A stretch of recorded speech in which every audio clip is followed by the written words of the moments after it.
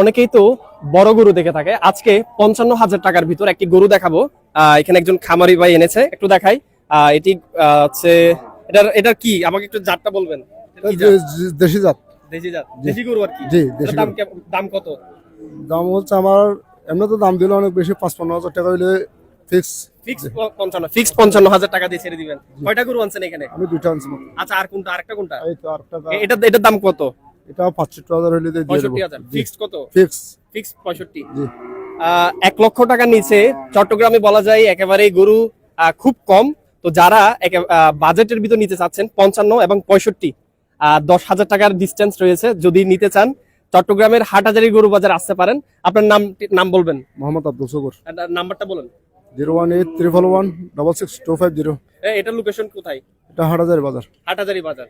জি। চট্টগ্রামের হাটহাজারীর গরু বাজারে 55 এবং 65, আপনারা যারা ছোট গরু নিতে চাচ্ছেন এবং বাজেটের ভিতর, তাদের জন্য এই কালেকশনগুলো দেখতে পারেন।